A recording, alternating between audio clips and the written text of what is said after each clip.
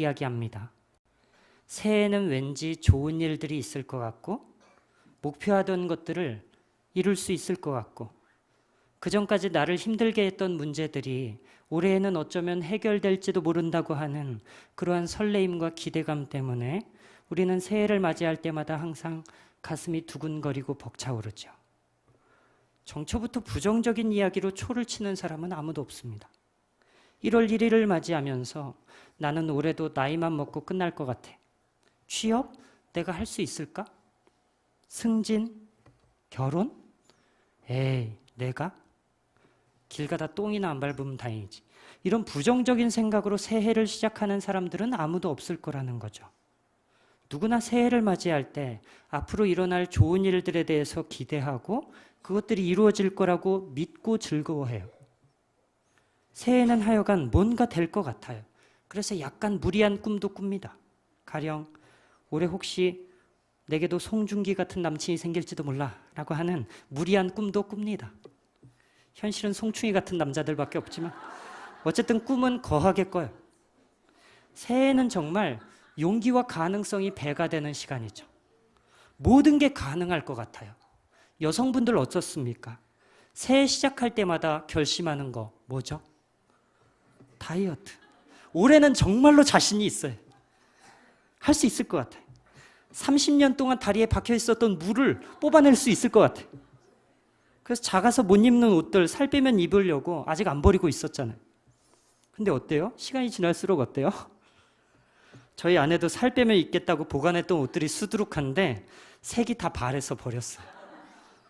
연초에는 할 수 있다고 내가 알아서 할 테니까 잔소리하지 말라고 그러더니 요즘에는 나이살이라 안 빠진대요. 분명히 연초에는 할 수 있을 것 같았어요. 꼭 슈퍼맨이라도 된 기분이었죠. 내가 마음만 먹는다면, 마음을 잘 안 먹어서 그렇지 마음만 먹는다면 모든 게 가능할 것 같았어요. 그런데 왜 이런 마음이 연말까지 지속되지 못하고 우리 안에서 계속 좌절이 일어날까요? 새해에는 용기 100배하고 시작했는데 연초에는 기대와 설레임으로 내 마음이 벅차고 끌어올랐는데 왜 시간이 갈수록 점점 그 마음이 쪼그라드느냔 말이에요. 그것은 우리가 살고 있는 이 세상이 희망을 지켜줄 수 없는 곳이기 때문입니다. 세상은 희망을 보존하는 일조차 하지 못합니다. 뉴스를 보면 한 해를 마무리하면서 앵커들이 꼭 하는 얘기가 있어요. 올해는 정말 다사다난했다고. 매년 그럽니다. 매년 사건도 많고 어려움도 많았어요. 아무도 연초에 이러한 연말을 꿈꾸지 않았잖아요. 아무도 다사다난한 한 해가 되기를 기원하지 않았잖아요. 전부 희망을 가지고 출발했어요. 좋은 한 해가 되자고, 새해 복 많이 받자고 덕담하면서 시작했어요. 그런데 매년 한 해를 마칠 즈음에는 영락없이 어려움이 많은 한 해였다라고 결론을 내리게 되는 것이 이게 우리가 살고 있는 세상이죠. 우리는 희망을 원하지만 세상은 우리의 희망을 지지하지 않는 것처럼 보입니다. 특히 약자들에게 있어서는 더더욱 냉혹하지요. 오늘 본문은 병자들이 주인공입니다. 중산층, 평범한 사람들이 살기에도 세상은 만만치 않은 곳이죠. 그래서 다 죽는 소리 하면서 살잖아요. 힘들다, 힘들다. 일반인들도 그런데 오늘 본문에 나온 것과 같은 치명적인 질병을 안고서 살아가는 사람들의 세상은 얼마나 더 고약하겠습니까? 이들은 평범한 사회 속에 끼지 못하는 고장난 제품들과 같았어요. 여기저기서 버린 망가진 제품들이 한 곳에 모여 있다 보니까 이곳이 또 하나의 세상이 됩니다. 어떤 사람들이 살아가는 세상은 지금도 이곳 베데스다처럼 아픔과 절규와 신음소리가 가득한 곳이에요. 이들에게 세상은 고역 그 자체예요. 빨리 벗어버리고 싶은. 물론 어떤 이들의 세상은 다를 수 있습니다. 매일 우유로 목욕을 하고 인삼으로 깍두기를 해먹는, 집에 휴지가 없어서 5만 원짜리로 똥을 닦는 그러한 사람들에게 있어서 세상은 참 아름다운 곳이겠죠. 살만한 곳. 그런데 그런 사람들이 얼마나 되겠어요?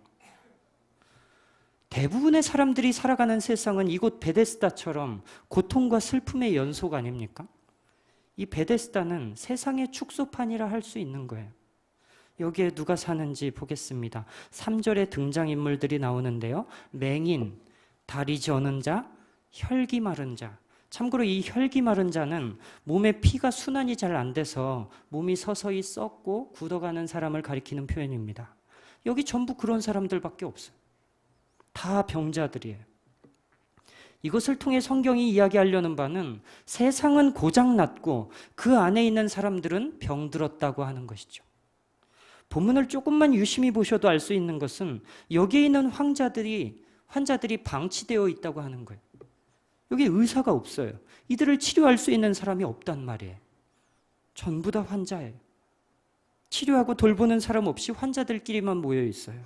어쩌면 이곳은 세상에서는 더 손 쓸 수 없는 사람들이 모이는 마지막 장소였는지도 모릅니다. 이러한 장소는 어떠한 분위기였을까요? 웃고 떠들고 화기애애하고 그런 분위기였을까요? 서로를 걱정하고 도와주고 그런 분위기였을까요? 중환자실에 의사나 간호사 치료제 없이 그냥 환자들만 모여 있다고 생각해 보세요. 아수라장도 그런 아수라장이 또 없겠죠. 환자들끼리만 모여 있는데 거기에 무슨 소망이 있겠습니까? 무슨 발전이 있습니까? 베데스다, 이곳에 살아가는 사람들의 세상은 아수라장 그 이상도 이하도 아니에요. 신기한 건 아무 소망 없어 보이는 그 땅에도 신라 같은 희망, 한 줄기 희망처럼 여겨지는 부분이 있었는데 그것이 바로 이 베데스다 연못이었죠. 병자들이 왜 하필 이곳에 다 모여 있었을까요? 여기가 병자들을 위한 시설이 잘 구비가 돼서? 아니에요. 아니면 공기가 맑고 물이 좋아서요? 아닙니다. 이곳에 오면 날 수 있다고 하는 어떤 소문이 돌았기 때문이에요. 거기 있는 연못에 가끔 천사가 내려와서 물을 흔드는데 그 연못을 움직일 때 가장 먼저 들어가는 사람은 어떤 병에 걸렸든지 다 낫게 되더라는 소문을 듣고 모인 거예요. 사람들은 이것을 붙잡아야 된다고 생각했습니다. 이것이 그들이 가진 유일한 희망이었어요. 천사가 내려온다고 하는 소문이 진짜인지 가짜인지는 지금 이 사람들에게 문제가 되지 않았어요. 여러분도 아시겠지만 어디가 아픈 사람들은 소문에 참으로 민감합니다. 누가 어디 아플 때에는 이게 좋다더라 그 한마디를 하면 마음속으로는 저게 과연 도움이 될까 싶으면서도 벌써 그거를 하고 있는 경우가 많아요. 그래서 아픈 사람을 상대로 사기치는 사람들이 많은 거잖아요.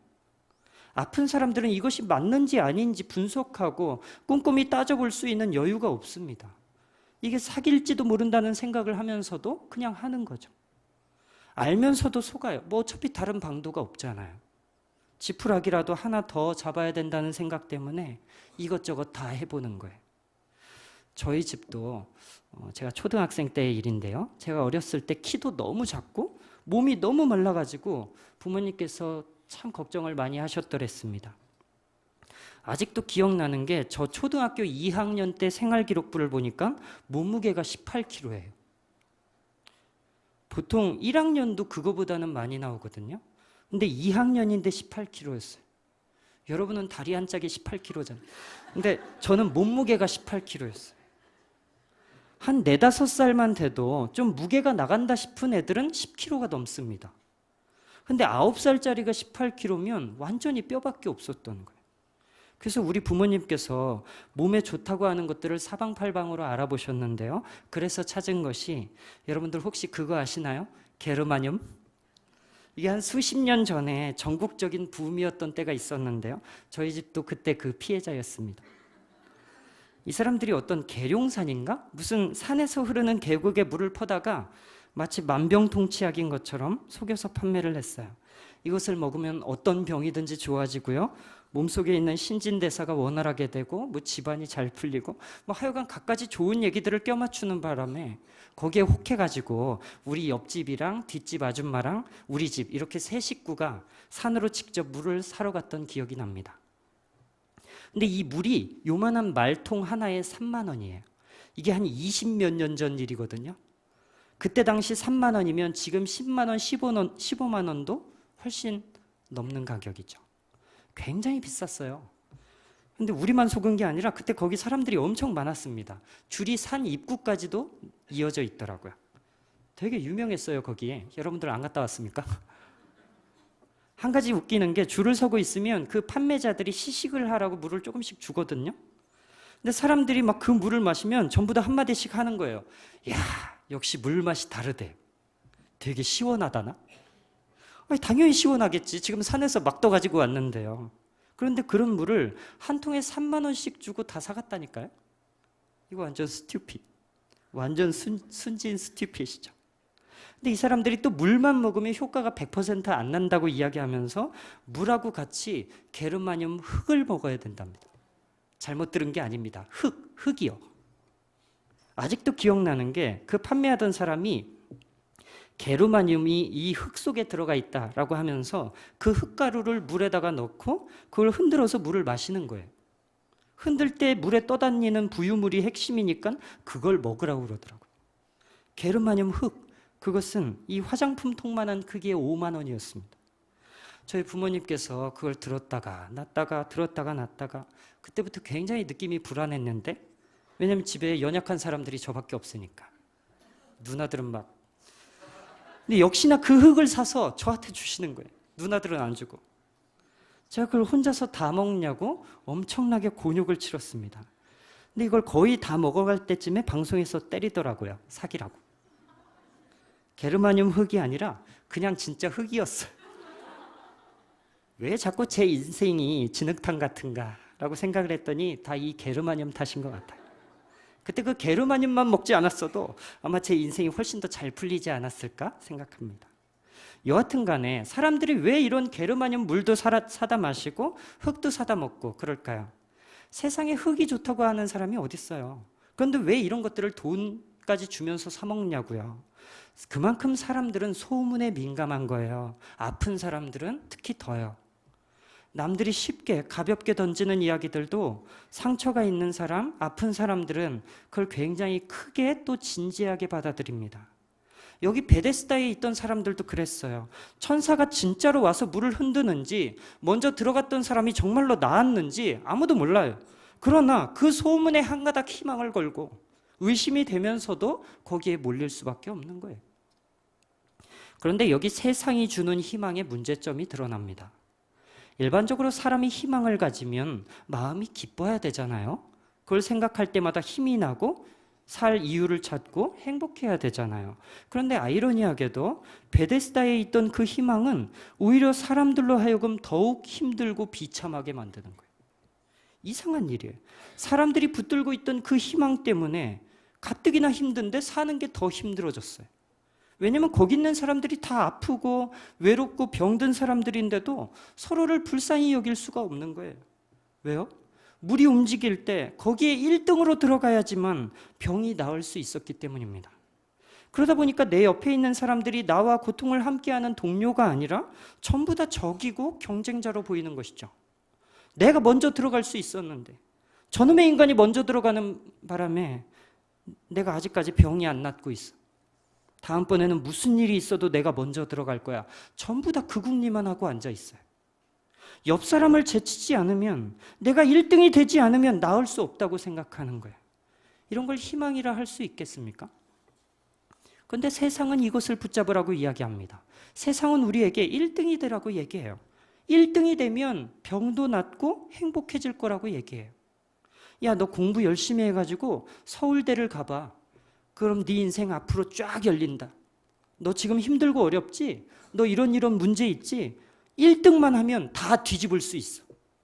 희망은 1등을 차지하는 사람에게 주는 삶의 위로고 선물이야. 1등 하면 세상은 네 것이다. 이게 세상이 내놓은 희망이에요. 생각해보면 상당히 진화론적인 사고죠. 진화론이 뭡니까? 1등만 살아남고 2등부터는 죽어나가는 구조 아닙니까? 강한 것들은 살고 약한 것들은 죽거나 퇴화돼요. 그럼 꼴등은 어떨까요? 이미 옛날에 죽어서 중산층의 먹이가 되고 똥이 되어 있을 거예요. 병이 낫고 싶으냐? 행복해지고 싶으냐? 그럼 1등을 해라. 1등 하면 행복해진다. 이게 세상이 제시하는 희망이에요. 그래서 너도 나도 1등을 하기 위해 좌우나 뒤도 돌아보지 못하고 앞만 보면서 달려가죠. 심지어 2등도 1등만큼의 행복을 누리지는 못해요. 2등도 그런데 그럼 저 뒤에 있는 꼴등은 어떻겠습니까? 좀 냉정한 이야기겠지만 세상은 꼴등에게 아무 관심이 없습니다.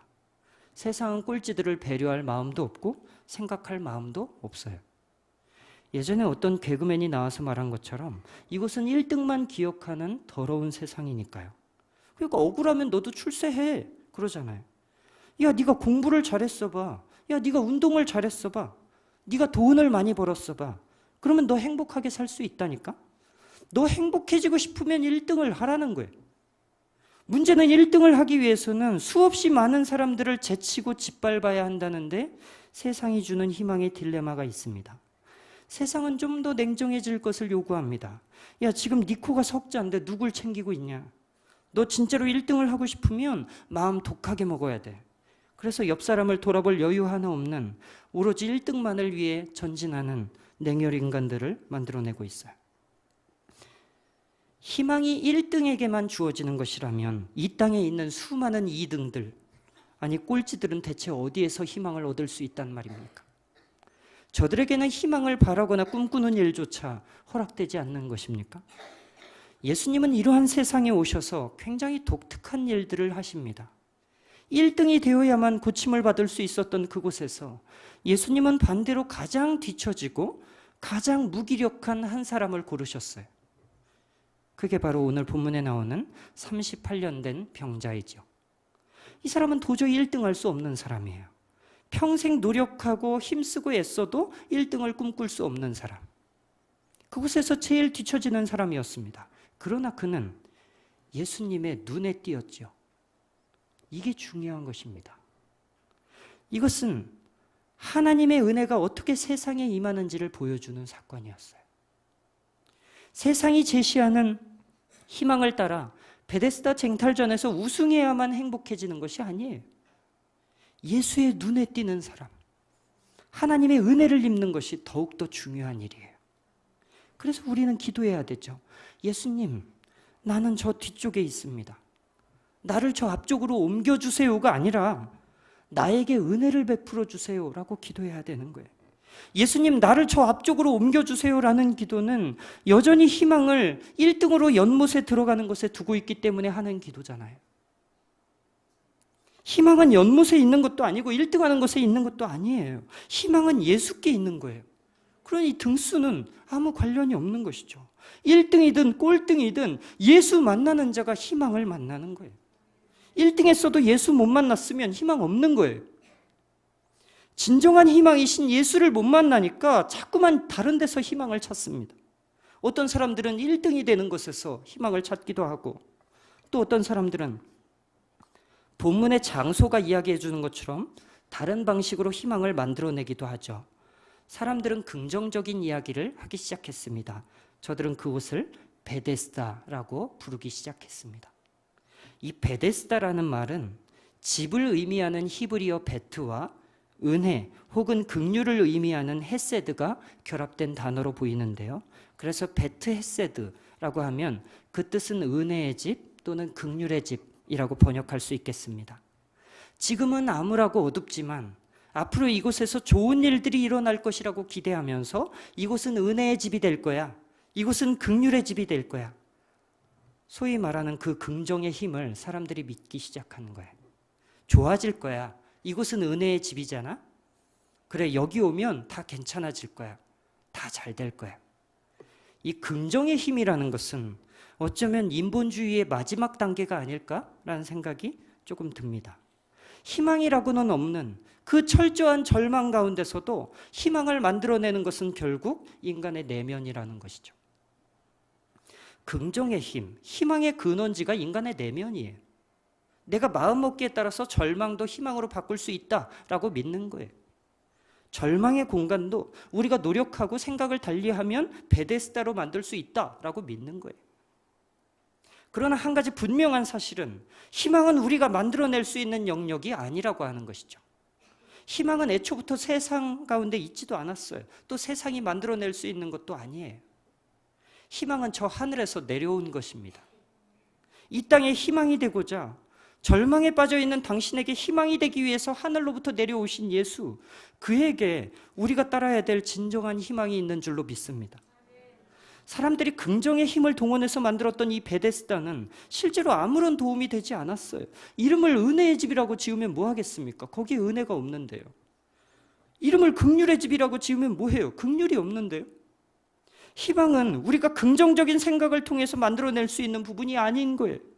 우리가 만들어낼 수 있는 것이었다면 예수님이 뭐하러 이 땅에 오셨겠습니까? 세상의 희망은 단 하나예요. 저 하늘에서 내려오신 예수. 본문 1절을 보면 예수께서 그 베데스다를 찾아오신 날이 유대인의 명절이었다고 기록하고 있습니다. 유대인의 명절. 유대인들에게 커다란 축제가 1년에 3번 있는데요. 아마 그 중에서 한 날이 아니었을까 싶습니다. 지금 성전에서는 수많은 사람들이 한데 모여서 성대하게 제사를 드리고 있고요. 거리마다 집집마다 흥겨운 음악 소리가 울려 퍼졌을 것이고 서로 맛있는 음식을 나눠 먹으면서 한껏 잔치 분위기를 내고 있었을 거예요. 이 명절이 되면 특별히 도시 밖에 살던 사람들도 다 한 곳으로 모이기 때문에 이날은 굉장히 시끌벅적하고 또 흥겹고 구경할 곳들도 많은 날입니다. 덧붙여서 유대가 그렇게 부자 나라가 아니기 때문에 평상시에는 포도주와 고기와 같은 음식들을 잘 먹지 못한다고 해요. 그런데 이 돈이 없는 사람들도 마음껏 고기와 포도주를 먹을 수 있는 날이 있는데 그날이 바로 혼인잔치 날이거나 이 명절날이에요. 그러니까 가난한 사람들이 이 명절 세기를 얼마나 기다려왔겠어요. 이 명절은 가난한 사람이든 부자든 할 것 없이 모두가 기다리는 유대인의 축제인 것이죠. 근데 이곳 베데스다에 있는 사람들은 그 축제를 즐기러 거기 갈 수가 없잖아요. 그저 멀리서 사람들이 웃고 떠드는 소리, 사람들이 춤추는 소리를 들을 뿐이에요. 얼마나 비참합니까? 축제까지는 아니더라도 몸이라도 안 아프면 다행일 텐데 남들은 웃고 즐기는 시간에 비참하게 자리에 누워서 병마와 싸워야 하는 거예요. 얼마나 자기가 초라하게 느껴졌겠습니까? 예수님이 이때 어디에 계셨는지를 주목하세요. 모든 유대인이 즐거워하는 그 축제의 자리에서 예수님도 그곳에서 사람들과 함께 먹고 마시고 떠들며 웃을 수 있었어요. 그러나 예수님은 그 자리에 계시지 않았습니다. 대신 절망과 미움과 상처가 있는 이 베데스다로 달려오셨어요. 고통으로 신음하고 낙심과 좌절로 울부짖는 그곳에 예수님의 몸과 마음이 함께하고 있단 말이에요. 유대인의 축제가 대수입니까? 주님은 하늘의 보좌도 버린 분이에요. 하늘의 영광과 권능을 포기하고 이 땅에 내려왔어요. 예수님은 하나님의 아들입니다. 하늘에서의 영광이 얼마나 크고 존귀했겠습니까? 그러나 주님은 그것들을 일순간에 버렸어요. 고통받는 자들의 신음이 있는 그곳에 오시기 위해서요. 다니엘의 세 친구가 불 가운데 던져졌을 때 주님이 시원한 곳에서 구경하지 않았습니다. 함께 불구덩이 속으로 들어가셨습니다. 불 가운데 신의 아들이 서 있었다라고 성경이 증언하죠. 성도의 아픔이 있고 눈물이 있는 그곳, 주님이 우리의 고통을 모르시는 게 아니에요. 주님은 고통의 자리에 함께 하십니다. 세상은 높은 사람들에게만 관심을 두죠. 잘 나가는 사람들과 같이 있고 싶어 합니다. 뒤처진 자들은 관심의 대상이 아니에요. 그러나 하나님의 아들 예수는 이 땅에서 제일 못난 사람들이 모여 있는 이곳을 주목하셨어요. 그리고 이곳에 오기 원하시더니 결국에는 오셨습니다. 하나님의 자리를 포기하면서까지. 병들고 못난 사람들 가운데로 오신 예수님은 그 중에서도 제일 연약하고 가장 뒤처진 한 사람 앞에 서십니다. 그리고 물으셨어요. 네가 낫고자 하느냐? 38년 된 병자는 나을 수 없는 사람입니다. 만약에 나을 수 있는 가능성이 있었다면 왜 그 똑같은 병을 38년 동안이나 앓고 있었겠어요? 이 사람 낫지 못하는 사람이에요. 불치병자라고요. 근데 예수님이 불치병 걸린 사람 앞에 오시더니 네가 낫고 싶냐고 물으시는 거예요. 불치병자가 건강해지는 것을 기대할 수 있을까요? 그럴 수 있는 환경이 안 되는데 예수님은 지금 꿈을 가질 수 없는, 희망을 가질 만한 여건이 안 되는 사람을 붙잡고 너 다시 꿈꾸라고 이야기하시는 거예요. 예수님이 그 사람이 나을 수 없다는 거 뻔히 아시면서 희망 고문하시는 것인가요? 아니에요. 이 세상의 희망이 완전히 끊어진 그때에도 모든 가능성이 사라지고 일말의 기대감도 가질 수 없는 그 환경에서도 예수가 나의 새로운 희망과 가능성이 될 수 있다는 것을 이야기하고 계시는 거예요. 너의 환경으로는 이 꿈을 꿀 수 없겠지만 네 조건과 형편으로는 이런 희망을 가질 수 없겠지만 네가 꿈을 꿀 수 있도록 내가 너의 조건이 되어주마. 네가 희망을 가질 수 있도록 내가 너의 가능성이 되어주마. 세상은 꼴찌한테 꿈꾸지 말라고 그럽니다. 꼴찌가 꿈을 꿀 자격이 있는지를 묻습니다. 그가 이 꿈을 꿔도 되는 사람인지 측량해서 그 기준에 미치지 못하면 일찌감치 꿈을 접으라고 충고합니다. 오르지 못할, 네가 꼴등이라면 현실을 직시하고 오르지 못할 나무에 미련을 갖지 말라고 조언하죠. 세상의 말처럼 꼴찌들은 꿈을 꿀 자격이 없는지도 모르겠습니다. 하지만 그러한 꼴찌들을 위해서 희망을 가질 자격도 없고 조건도 안 되고 환경도 안 되는 그런 사람들을 위해서 예수님이 당신에게 오시는 거예요. 주님이 우리에게 말씀하십니다. 내가 너의 희망이 되려고 내려왔다. 환경이 막히고 어디 하나 풀리지 않아서 지금 답답한 분 계십니까? 어느 것을 보아도 길이 보이지 않는다면 내가 길이라고 이야기하시는 그 예수의 음성이 무엇인지 곰곰이 돌아보시기를 원합니다. 우리 이 시간에 같이 한번 기도하면 좋겠는데, 혹시 기대를 갖고 기도하기에는 너무 어려운, 가능성이 없어 보이는 환자들이 떠오르십니까? 저에게도 포기하고 싶은 기도의 제목들이 많이 있습니다.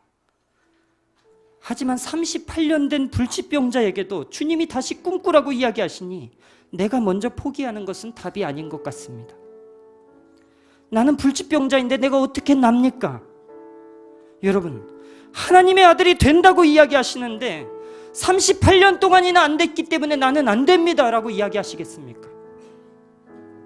여러분은 안 돼도 하나님은 됩니다. 나는 희망이 아니어도 예수는 희망입니다. 그분은 불치병자로 다시 꿈꾸게 하시고 치료하시는 분이에요. 여러분, 낙심하지 마세요. 내가 뭔지 포기하지 마세요.